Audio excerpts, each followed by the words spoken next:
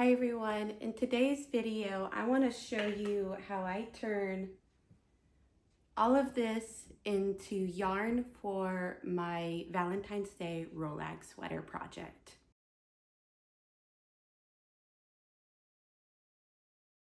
Here are my two skeins and I'm so pleased.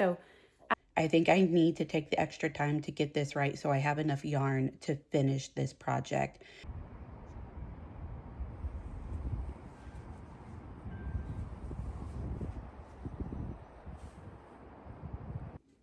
If you remember from my previous video, I spun all of these skeins of yarn from rolags made out of scrappy pink fiber for a Valentine's Day project.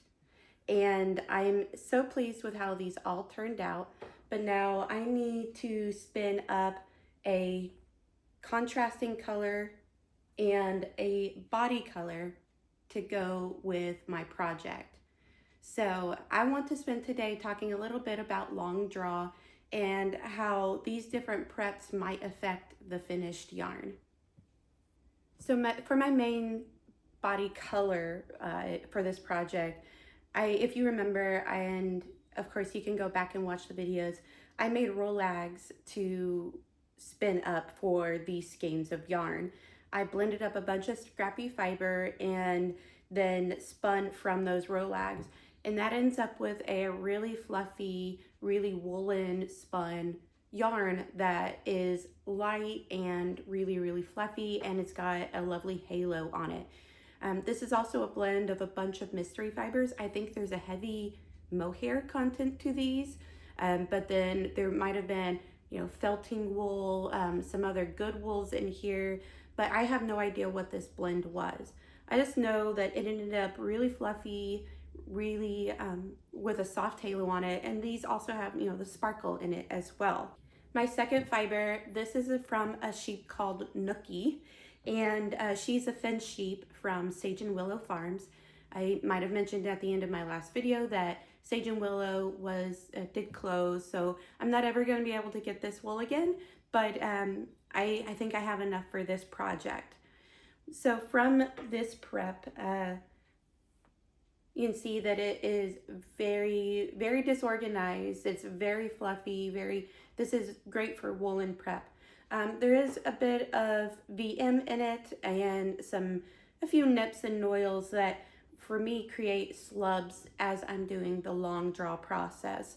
I don't mind it, but this does end up to be a very fluffy yarn, and it's not like perfectly consistent. I'm okay with that because it's a woolen yarn. It's going to end up fluffy. Those inconsistencies are going to kind of average out once it's plied together, and you're really not going to notice it when it's knit up as well. It'll give it a very rustic, hand-spun look to it, which is perfect for what I'm going for. Now this one, on the other hand, appears to me, this is a mystery. I was told that it was merino, but it is more like combed top. So if I draft this out, the fibers are a little disorganized. Maybe it is from a roving deck, but it is more like combed top than my other preps. And I think this one is going to be a little bit harder to maintain as fluffy and airy as these other two preps once I get to the spinning wheel. But once I get there, I'll show you guys what I'm finding and then how I might change my prep, change how I'm spinning to make sure that the yarn I'm spinning stays as consistent with the other two yarns as possible. I'm working on the Nookie roving here, this deep brown, and I want to show you how the long draw is going. I'll pull out some here. So decently, like the consistency I think is pretty good, but there's VM in the roving, and that is what gets caught up in the fibers and creates these slubs like this here. So I try to pick it out when I can and supported long draw to try to draft out the slubs where I can. But I'll show you that you can't always just draft them out. Sometimes you have to pause and then pull it apart So I'll show you that. But you can see this is how the fiber enters the twist. Get this going. Make sure I'm in shot here. So yeah, just let the twist build up, and I can let the twist out, draft out. And then when I'm happy with the consistency, like this is a little too heavy, I'll draft out a little bit more, and then I can kind of pull that apart a little bit more. So like that, I think is still a little too thick. So I'll draft that out a little bit and then let the twist end to set.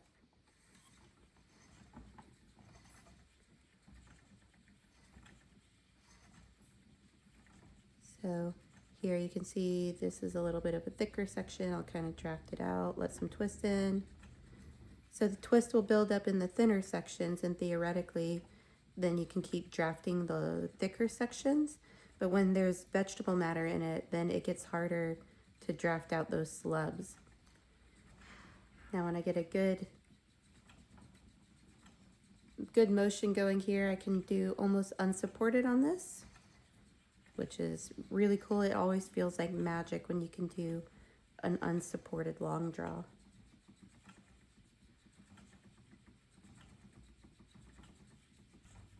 When I'm checking for consistency, I like to try to take the tension off the yarn.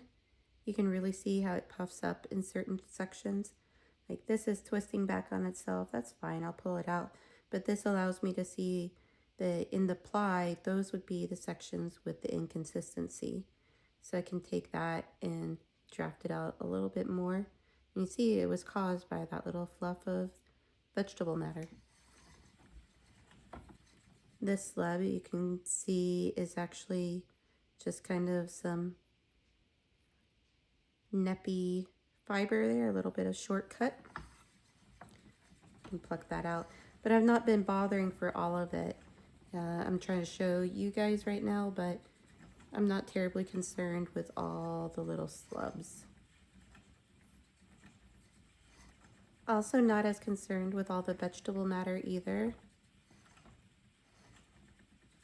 It'll continue to fall out, drop out as I spin and ply, you know, when we wash and finish the yarn. And then when I knit it up too, I can always, you know, pick out things as I go. Again, another example of a bit of vegetable matter making it harder to draft apart, and that's okay.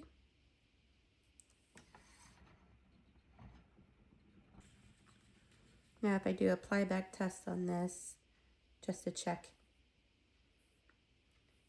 it's a little bit fluffy, but I think I'll probably ply it a little bit tighter there.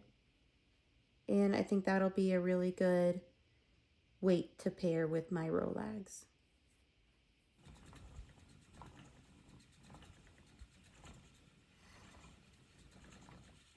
I've gotten a lot further on spinning up this Finnsheep, and I don't think last time I talked much more about the drafting triangle, and hopefully it's in shot here. But the main difference between woolen and worsted spinning is where the twist enters the drafting triangle. So in woolen spinning, as I'm spinning, let's get it going, then I want the twist to enter the drafting triangle like that. And hopefully you guys can see that twist is building up and it enters the drafting triangle like that. Now if I were doing a worsted spun, I would pinch here ahead of the drafting triangle and keep the twist from building up inside that area. So go ahead and draft out a little bit more. So I think there you can see there's almost no twist there. And what I would do as I'm spinning is I would draft and then move my hand back, draft, move my hand back. And that really creates a really smooth yarn. I got an awkward angle here from how I normally do my worsted spun. Then you move back. And I don't think right now you can really tell the difference. I didn't do like a ton here, but in my mind, this small section is indeed much smoother than this. Not by a long spot, but when you start combining a worsted prep and a worsted spin together, then you really see the difference compared to mixing technique. So a worsted spin with a woolen prep. Now, when I'm doing woolen spinning with a woolen prep, then I get a very fluffy, very hazy type of yarn. I think the most, maybe not the most recent, but one of the latest editions of Ply Magazine had a really great article talking about the differences between worsted spun or woolen spun in some of their experiments. And I thought one of the most interesting ones was the comparison of how long it takes different spinners to spin worsted versus woolen. And hands down, most of them said it was at least 2 times faster for them to spin woolen versus worsted. I think that makes a whole lot of sense when you're sitting here spinning, doing this versus this.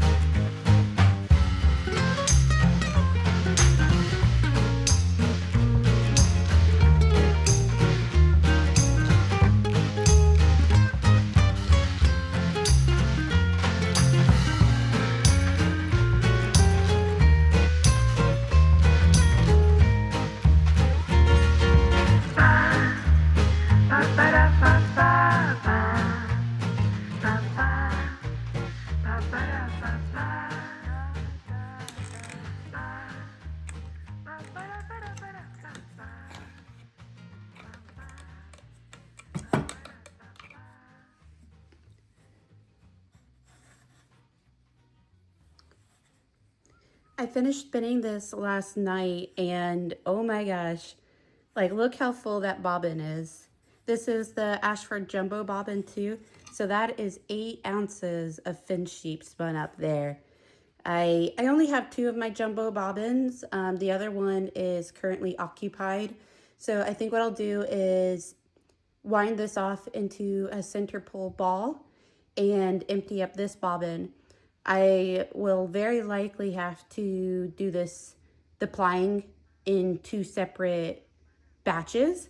So I'm pretty sure I'll end up with something like 200 gramish skeins. So like 3.8, 3.9 ounce skeins or so. I think actually like 8 ounces works out to maybe about 210 grams. So whatever, roughly. I'm not even sure it was exactly 8 ounces either. Maybe I'll go ahead and measure the weight of my ball once I get it wound off.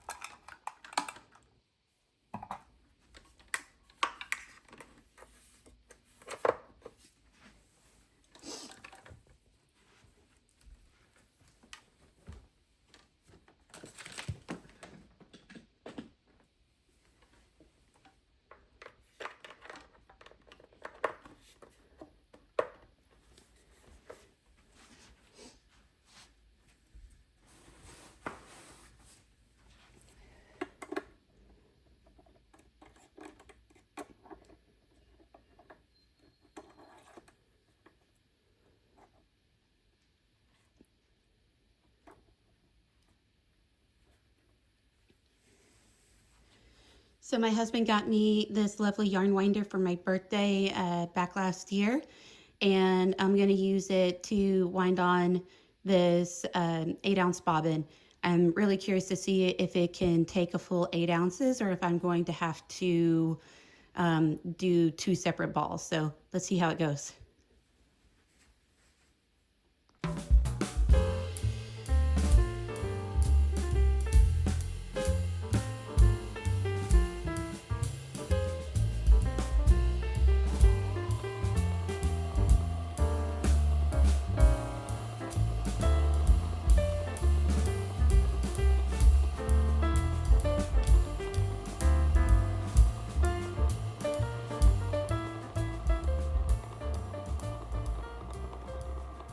Well, there's my chungus. I'm not entirely sure why it ends up kind of looking like a pineapple, other than maybe needing more tension earlier on while winding. But that is an 8-ounce ball done by this yarn winder. I'm pretty impressed. There's a couple of things that I'm not sure if they're user error or what, but it's so jerky. I don't know if it's because the angle here or what, but as it flips around, it's like tight tension, loose tension. And I have seen that give me breakage on some of my balls. So I'm not sure if there's anything I can do to remedy that other than what you saw me doing here, which was using my fingers to tension the yarn coming in as well as the bobbin there at the end. So if you guys have any suggestions for using an electric tabletop yarn winder like this, I would really appreciate it. I mean, but ultimately I got what I wanted, which is a chungus of a center pull ball. So now I'm going to get my bobbin back on my wheel and start plying this up.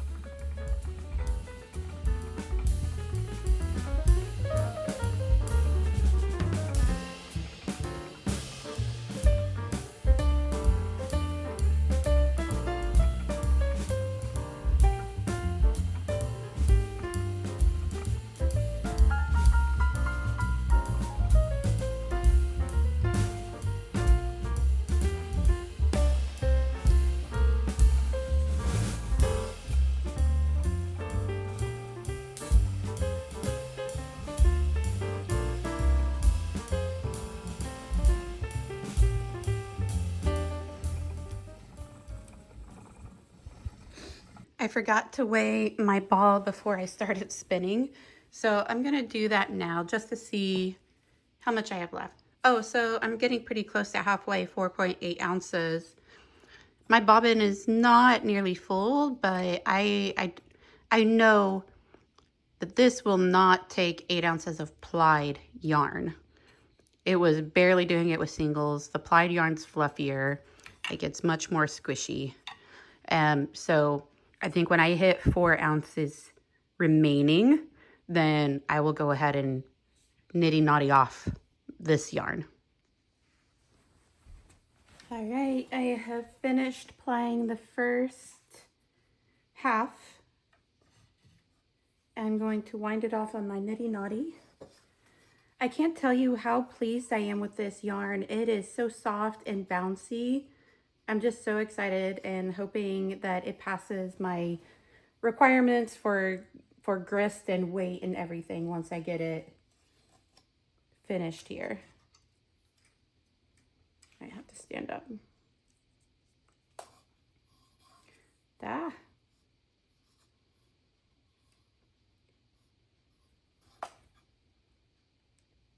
Of course, it just got all tangled up here. There you go. All right, try to I'm gonna count as I go. So that's 1 yard already. Well, 1 wrap already. 2, 3, 4, and let's just keep going.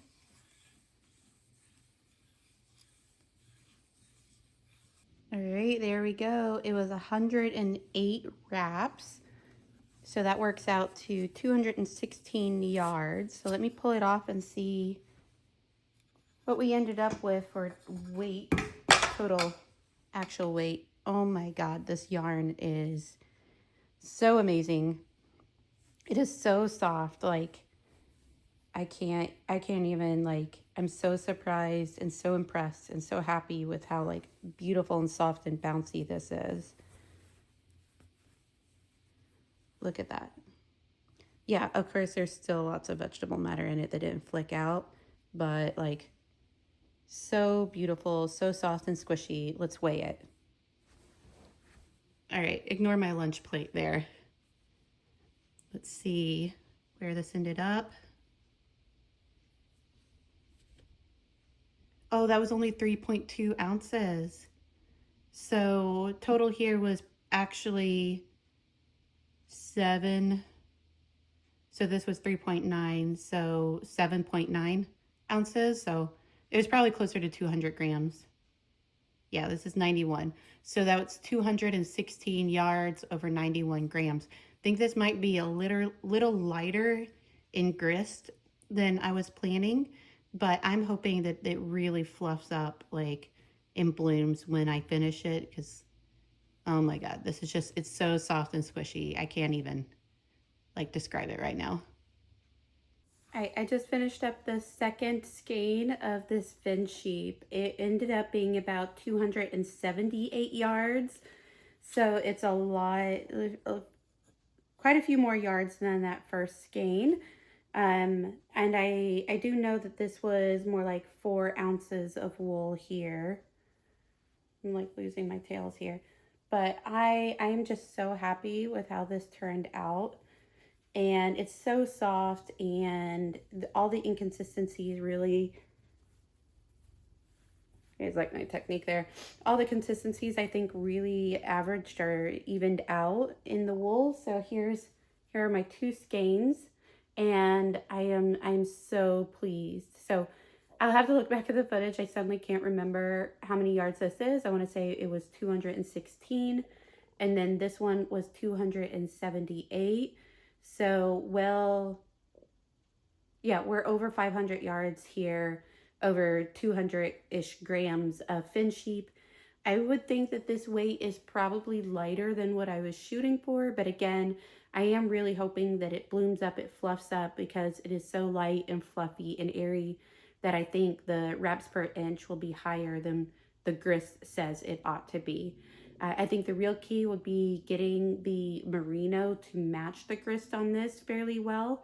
And because it's more like comb top, that I'm hoping it doesn't compress as much as it could. And so that between the rolags, this, and the merino, that it all comes together in a fairly consistent weight, thickness wise. And I can do the project that I've been spinning this up for. All right, well, I mean, let's get spinning to the, let's get to spinning the white merino now and see how it goes.